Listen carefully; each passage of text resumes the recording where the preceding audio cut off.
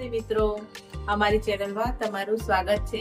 આજે આપણે એક શરદી ને ઉધરસ માટે ઘરેલું ઉપચારો કરીશું, જે અત્યારે શિયાળામાં બધાને વધારે શરદી અને ગળામાં ખરાશ ને એવું રહેતું હોય એના માટે ઘરેલું ઉપચાર કરીશું। તો આપણે જો આ લીંબુ લઈ લીધા છે 2 અને આમાં હળદર, મીઠું અને કાળા મરીનો પાવડર એ ત્રણેય મિક્સ કરીને આ રીતે પહેલેથી અમે બનાવીને જ રાખીએ છીએ। અમે રોજ 2-3 દિવસે આ વસ્તુ લઈએ છીએ। એટલે તો લીંબુને આપણે એવી રીતે કટ કરવાનું છે કે ટુકડા ના થઈ જાય। આમ 4 ભાગમાં કાપવાનું છે। આવી રીતે કાપી અને આમાં વચ્ચે આ મસાલો છે બનાવ્યો છે આપણે એ આ ભરીશું।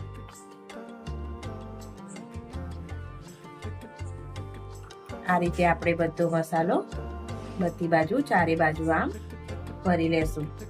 હળદર, મીઠું અને કાળા મરી, જો આવી રીતે આપણે લીંબુમાં આ બધું ભરી દેવાનું છે। મસાલો ભર્યો છે। હવે આને આપણે મૂકીશું ગેસ પર। આ બંને લીંબુ તૈયાર કરી દીધા છે અને આ બંનેને હવે મૂકીશું આપણે ગેસ પર। ધીમા ગેસે મૂકી દેશું।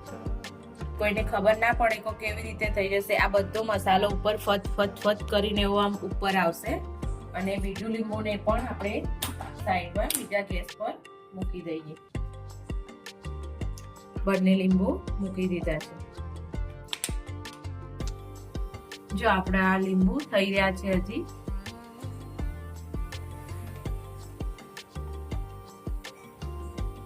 શરદી અને ઉધરસ માટે સારું રહે, એકદમ મટી પણ ના જાય પણ એકદમ રાહત રહે, એકદમ ઘણી બધી રાહત રહે।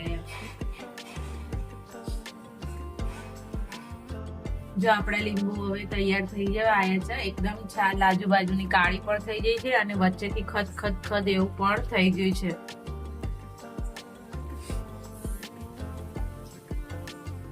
પછી આ પીધા પછી હવે આપણે આને ગેસ બંધ કરી લઈશું અને ઉતારી લઈશું લીંબુને।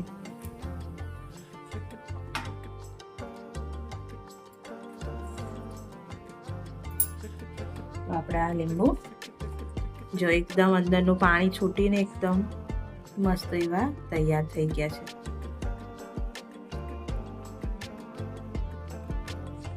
તો હવે આને આપણે છેલ્લે પાણી પીધા વગર જ લીંબુને ચૂસી અને પછી સૂઈ જવાનું છે। એના પછી પાણી નથી લેવાનું, પછી પાણી લેવાનું નથી। તો તમને આ વિડીયો ગમ્યો હોય તો લાઈક કરો, શેર કરો, સબસ્ક્રાઇબ કરો અને ઘરે જરૂરથી ટ્રાય કરજો।